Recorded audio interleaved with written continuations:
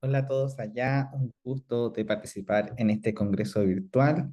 Mi nombre es Iñaki Goñi, soy investigador de la Universidad Católica de Chile, actualmente terminando mi doctorado en Ciencia, Tecnología y Sociedad de la Universidad de Edimburgo y vengo a contarles un poco sobre el espacio de las tecnologías cívicas o las bien llamadas civic techs, que son aquellas tecnologías que de alguna manera están dominando la forma en que se piensa la participación ciudadana hacia el futuro.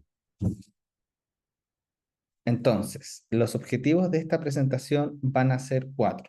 Primero voy a hablar brevemente sobre el rol de las nuevas tecnologías en la teoría participativa, es decir, más desde un punto de vista conceptual.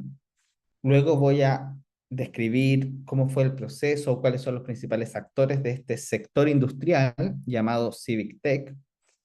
Luego voy a hablar o mencionar cómo le llega a Latinoamérica esta tendencia y qué desarrollos han ocurrido desde Latinoamérica. Y finalmente voy a cerrar comentando cuál ha sido mi propia experiencia tanto investigando como desarrollando tecnologías cívicas. En general, el mensaje de la presentación quisiera que fuese este, que es que si tomamos una mirada social de la tecnología, es decir, si adoptamos una postura crítica en donde lo social y lo tecnológico van de la mano, están embebidos, podemos hacer mejores infraestructuras para la participación ciudadana. Entonces, primer punto, la tecnología en la teoría deliberativa y participativa. No voy a entrar tan en detalle explicando conceptos de teoría democrática, así que los decidí juntar para los propósitos de esta presentación. Pero lo que tenemos que tener muy claro es que la democracia siempre ha utilizado tecnología y siempre utilizará tecnología. Por ejemplo, acá podemos ver el cleroterión, que era el mecanismo que utilizaban en la antigua Grecia para seleccionar aleatoriamente a los ciudadanos de la polis que iban a tener que cumplir funciones públicas. Hoy en día está muy de moda la idea de seleccionar aleatoriamente a personas para participar en procesos políticos, pero esto ya, digamos, tiene una historia, una tradición muy antigua. Siempre que pensamos en la tecnología o siempre que pensamos en la democracia, debiésemos pensar cuáles son las tecnologías que la han acompañado. Y por eso es muy raro que siempre que me hablan de las tecnologías de la participación, me hablan de tecnologías digitales. Porque tenemos que tener en cuenta que no toda la tecnología es digital. De hecho, muchas veces para los procesos participativos son más importantes las sillas, las ubicaciones, los reportes, otro tipo de tecnologías que no caben dentro de este paraguas de lo digital. Bien, entonces, haciendo ese punto de que la democracia siempre ha tenido tecnología y no toda la tecnología es digital, podemos empezar a adentrarnos en conceptualmente qué rol está teniendo la tecnología en la teoría democrática. Y acá yo identifico dos argumentos principales. El primero es que las nuevas tecnologías aumentan la inteligencia colectiva. Una de las formas en que se justifica el uso de tecnologías desde la academia o desde la literatura es siguiendo lo que se llama la línea epistémica, es decir, de conocimiento de la teoría democrática, que dice que si utilizamos nuevas tecnologías podemos sacar más de la cualidad epistémica, mejor conocimiento de los ciudadanos. En ese sentido, como que la tecnología vendría a ser una benzina, un acelerante a la inteligencia colectiva.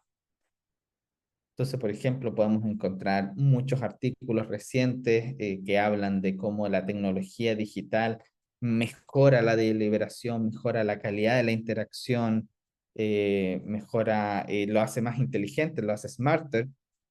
En el fondo, toda esta línea va apuntando a la idea de la relación entre tecnología como motor de la inteligencia colectiva. Un segundo punto, una segunda afirmación que muchas veces se escucha para justificar el uso de tecnología es que las nuevas tecnologías nos permiten reconectar los eventos participativos que muchas veces son pequeños, son discrecionales, participan, qué sé yo, 50, 100 personas, con la política de masas. Es decir, los espacios políticos en donde toda la esfera pública, millones de personas, interactúan. Y esto ya ha sido uno de los principales problemas de la teoría democrática hace por lo menos 15 años. Por ejemplo, un muy clásico el artículo de Simon Chambers cuando se preguntaba si ha abandonado la democracia deliberativa la democracia de masas. Y en el fondo acá, desde esa mirada, la tecnología cumpliría como un puente, es una forma de conectar participación que sucede a pequeña escala con la participación espontánea que sucede en las plazas, en las casas, en los bares, en los cafés, con digamos, las redes sociales de la esfera pública espontánea. Entonces, mucho ha habido recientemente, en relación a la idea de escalar la participación. Y en este escalamiento de la participación, en general, siempre se recurre a las tecnologías emergentes como una infraestructura que nos permitiría hacer eso. Por ejemplo, la inteligencia artificial, sí, ahora se discute mucho su rol para escalar la democracia. Acá, si quieren un ejemplo clásico, o sea, clásico reciente, pero que es muy marcador de esta tesis, es el artículo de Helen Landemore, una destacada eh, demócrata deliberativa, que escribió este artículo sobre cómo la inteligencia artificial podría, en su visión de democracia fluida, es hacer escalar la participación digamos, a toda la esfera pública. Y en ese marco, entonces, eso desde el punto de vista académico, pero cuando uno en el sector industrial habla sobre las tecnologías de la participación, el marco, el encuadre que en general se les da es en esta idea de las civic techs o las tecnologías cívicas, que en el fondo vendría siendo un espacio de desarrollo distinto a las tecnologías de gobierno o las GovTechs, que en vez de que orientarse a el funcionamiento de las instituciones, buscan conectar las instituciones o el poder formal con la ciudadanía. Entonces, por eso son tecnologías cívicas, porque toman como su usuario principal al ciudadano. Y este concepto, si uno hace una pequeña arqueología, puede uno darse cuenta que siempre ha estado vinculado a la idea de inversión o innovación social. Por ejemplo, su primer uso, por lo menos que yo puedo encontrar, viene desde el 2013 de un reporte de inversión social de la Knight Foundation diciendo, oye, este es un espacio interesante para invertir. Es decir, siempre como vinculado a esa idea de inversión social. Y en la actualidad hay muchos tipos de tecnologías cívicas que cumplen distintos tipos de funciones, desde crowdsourcing, activismo digital, gobernanza municipal y participación. Y yo en específico, como estudio la participación ciudadana, ese es en el que me concentro. Y en ese también voy a seguir hablando al resto de la presentación. Y también, cuando hacemos un poco de arqueología de las iniciativas en concreto, nos damos cuenta de que está el espacio muy dividido entre dos tipos muy claros de actores. Unos que vienen desde movimientos sociales, digamos, de protesta o de momentos políticos muy álgidos, y otros que vienen de compañías tradicionales, de compañías digitales, muchas de ellas quizás ofrecían tecnologías de gobierno, GovTech, y se ampliaron a tecnologías cívicas. Por ejemplo, cuando pensamos en compañías tradicionales. Estas son cuatro de las más grandes. Deliv en Reino Unido es quizás la más antigua de estas, pero Sibocracy en Francia, por ejemplo, Citizen Lab en los Países Bajos, son ejemplos bien grandes. De hecho, Citizen Lab, que ahora cambió de nombre, pero mucho tiempo se conoció como Citizen Lab, hasta tiene sede en Chile. O sea, tiene sede en varios países, son empresas bastante grandes que ofrecen estos servicios de mejorar la participación ciudadana, es decir, ofrecen servicios y lo justifican, y en su narrativa está la idea de reinvigorar la democracia. O sea, trabaja sobre quizás los de los temas más sensibles que podemos pensar para una empresa privada. Y en ese sentido es muy llamativo a veces como navegan o tratan de combinar este aspecto de ser una compañía, una empresa privada que tiene intereses mercantiles, con este servicio que ofrecen tan delicado que es la democracia. Entonces, por ejemplo, una de los conceptos que se utiliza mucho en las empresas digitales es esta idea de ofrecer tus features a través de distintas escalas o de distintos precios. Como yo te puedo ofrecer una versión básica, una versión mejor entre más países. Pero cuando hablamos de la democracia, se vuelve como un poco más irónico incluso, como la idea de, oye, para ti, ¿para qué te alcanza? ¿Te alcanza para la democracia básica o te alcanza para la democracia Platinum, Pro, Plus, Diamante, Mega Diamante? Como que se genera una tensión entre lo delicado del servicio que ofrecen y el lenguaje industrial que utilizan. Por otro lado, hay una serie de herramientas que tienden a ser de código abierto, de uso gratuito, que emergen desde movimientos políticos o de organizaciones políticas. Por ejemplo, Decidim, que es una organización catalana, está muy vinculada al gobierno independentista catalán y por lo tanto la causa independentista también. Your Priorities, esto en Islandia, emerge desde una crisis política y financiera del 2008, o el caso de Polis, que llegó a la fama a través de su uso en el movimiento Girasol en Taiwán en el 2014, y ahora ya son herramientas que se utilizan mucho en todas partes del mundo, o sea, en Latinoamérica, en Asia, en África, pero todas tienen como su origen en estas coyunturas políticas específicas y hablan y se basan mucho en esta idea del código abierto, de cualquiera lo puede usar, que le llegue a todo el mundo. Pero la verdad es que una cosa es que esté el código abierto y otra cosa es que lo podamos usar. Porque que esté el código abierto significa que hacen un repositorio en GitHub, por ejemplo, pero eso no significa que nosotros tenemos la capacidad técnica para utilizarlo, que el municipio en Osorno, donde yo crecí en Chile, pueda llegar y utilizarlo, o que incluso que las cosas como por ejemplo el hosting les salga gratis. No, igual hay costos asociados. O sea, por ejemplo, en contratar a alguien que pueda montar este dispositivo que son muchas veces técnicamente bastante complejos de implementar. En Latinoamérica también hay mucho desarrollo de tecnología cívica. Un caso emblemático es el de Democracia OS, o Sistema Operativo de la Democracia, que si uno hace como la reconstrucción histórica, surge en Argentina a través del partido de la red, o la gente que había creado el partido de la red, que eh, comienza de este ideario de la democracia líquida, la democracia digital, y se ve como una disrupción al sistema político, después ya generan una herramienta tecnológica que se ofrece, que es esta de Democracia OS, que ya cuando uno la ve en detalle, no, ya quizás pierde un poco del contenido político inicial de radicalmente rediseñar las instituciones, de ser este caballo de Troya, y se convierte en una oferta, un servicio más tradicional, digamos.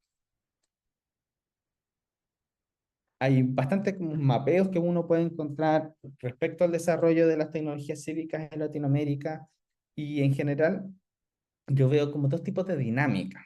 Tomando acá el caso de Chile, hay una dinámica del desarrollo, muchas como pequeñas organizaciones, pequeñas empresas, organizaciones sociales han desarrollado tecnologías cívicas que tienen usos locales.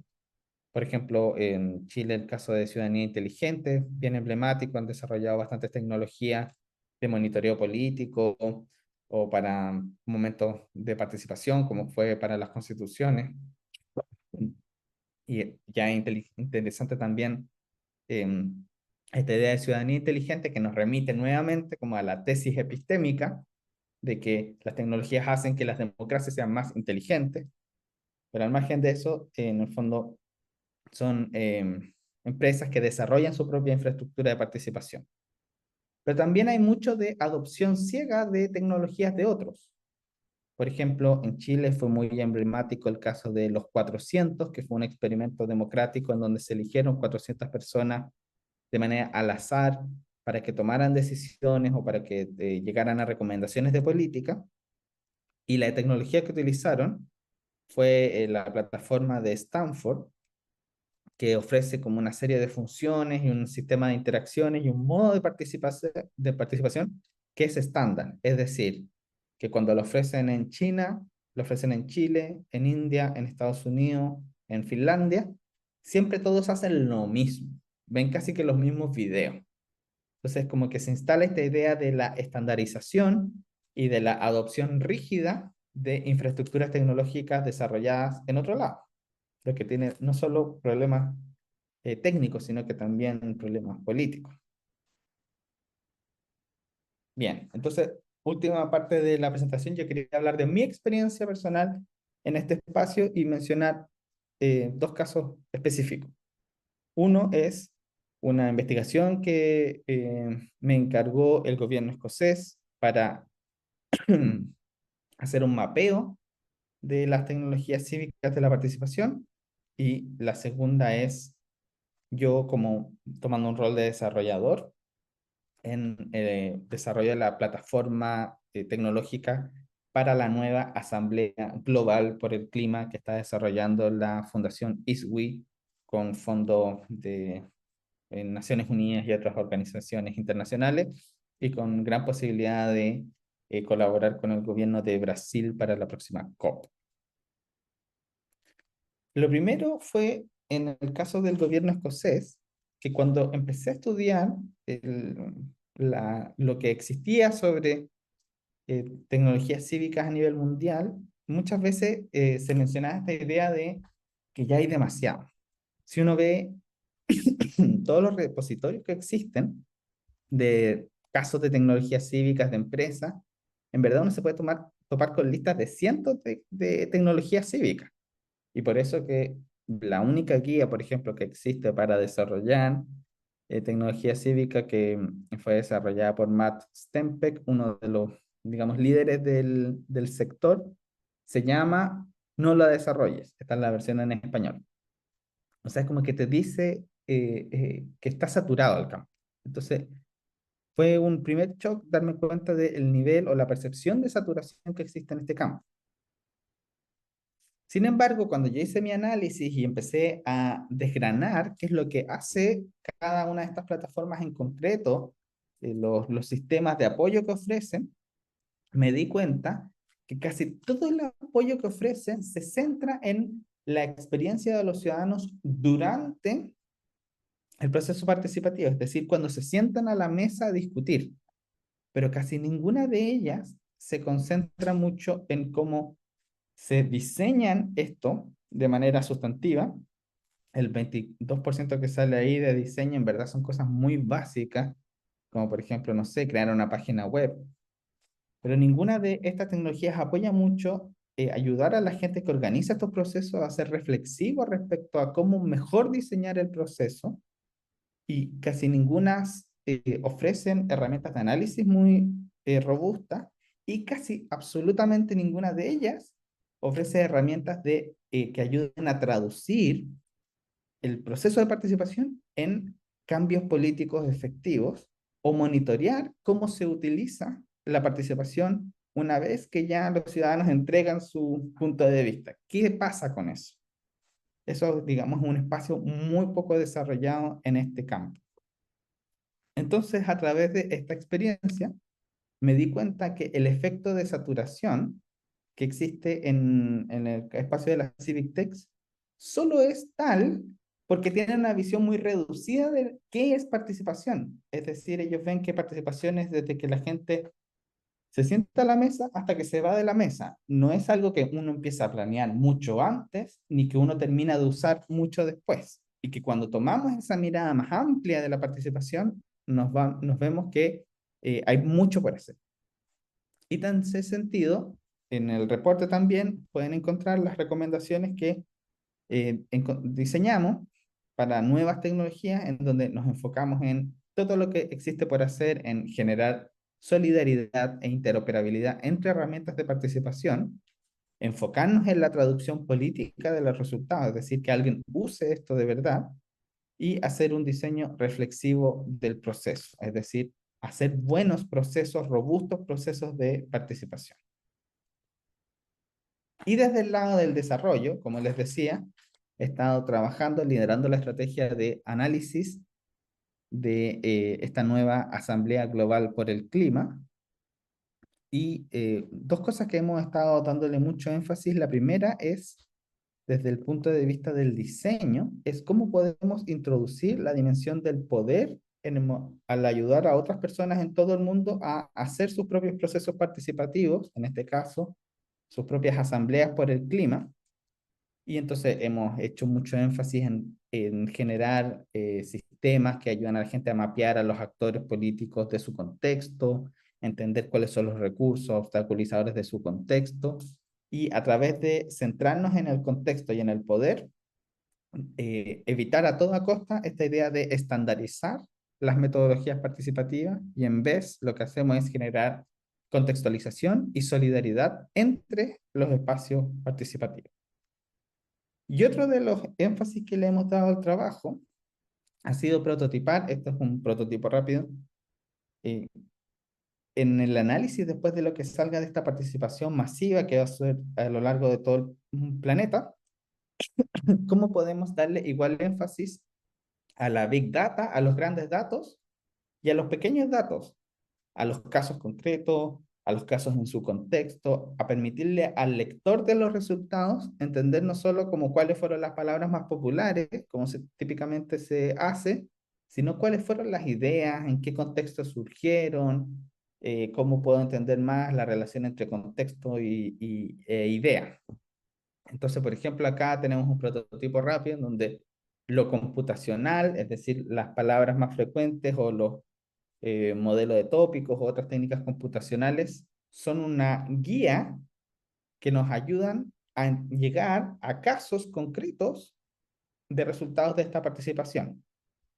Y además lo que estamos prototipando acá es nosotros no tener que nosotros concentrar todo el proceso de análisis y selección de casos, sino por qué no podemos, por ejemplo, si hemos identificado que el tema agua es el más relevante, ¿por qué no invitar a ONGs que trabajen en agua y que ellas hagan la selección de los casos, en vez de nosotros concentrar todo el poder de la interpretación? Entonces hemos trabajado en este concepto que yo le llamo filtros participativos, es decir, que otros hagan los filtros, no nosotros. Y entonces, ¿qué he aprendido en mi experiencia desarrollando tecnologías cívicas? Es que si tomamos una mirada crítica, podemos repensar cuáles son los énfasis que nuestra tecnología debiese dar a la hora de apoyar a las personas a hacer participación. Y que también cuando superamos la fantasía cuantitativa de lo computacional y el big data, y digamos esta idea de que lo estadístico es lo único que importa, también se nos pueden empezar a ocurrir ideas muy interesantes o creativas de cómo hacer el análisis de datos en contextos de participación masiva. Y todo esto volviendo a mi mensaje inicial, que es decir, que si tomamos una mirada social de la tecnología, en donde lo social y lo tecnológico están embebidos, entonces sí podemos hacer mejores infraestructuras para la participación ciudadana. Eso era lo que quería contarles brevemente en mi presentación, y dejo ahí también mi correo por si tienen cualquier pregunta, idea o quieren conversar sobre esto. Feliz de estar conectado. Un abrazo.